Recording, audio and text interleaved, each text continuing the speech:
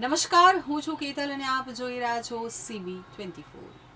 ગુજરાતમાં રાજ્યસભાની 4 બેઠકની ચૂંટણીનું નોટિફિકેશન જાહેર કરવામાં આવ્યું છે।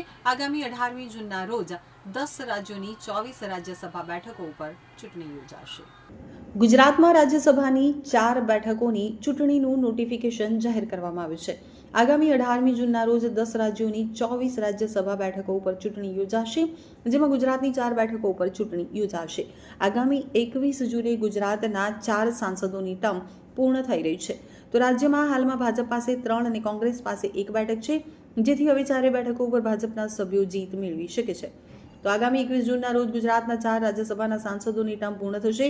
ચૂંટણી પંચ દ્વારા રાજ્યસભાની ચૂંટણી યોજવા માટે નોટિફિકેશન બહાર પાડ્યું છે। આગામી જૂનની 18 તારીખે રાજ્યસભાની ચૂંટણીનું મતદાન યોજાશે। 10 રાજ્યોની 24 બેઠકો માટે તારીખ જાહેર કરાઈ છે। ગુજરાતમાં ભાજપના રામ મોકરિયા, નરહરી અમીન અને રમીલાબેન બારા સહિત કોંગ્રેસના શક્તિસિંહ ગોહિલની ટર્મ પૂર્ણ થઈ રહી છે। તો રાજ્યસભાની ચૂંટણી માટે 8મી જૂને ફોર્મ ભરવાની અંતિમ તારીખ છે। 9મી જૂને ફોર્મની ચકાસણી થશે, જ્યારે 11 જૂને ફોર્મ પરત ખેંચવાની અંતિમ તારીખ છે। 20મી જૂને ચૂંટણીની કામગીરી પૂર્ણ થશે।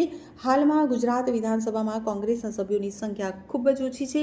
બીજી તરફ ભાજપે ગત વિધાનસભામાં જબરદસ્ત પ્રદર્શન કરી અને કોંગ્રેસને કારમી માત આપી છે, ત્યારે રાજ્યસભાની 4 બેઠક ઉપર ભાજપના ઉમેદવાર બિનહરીફ જીતી શકે છે।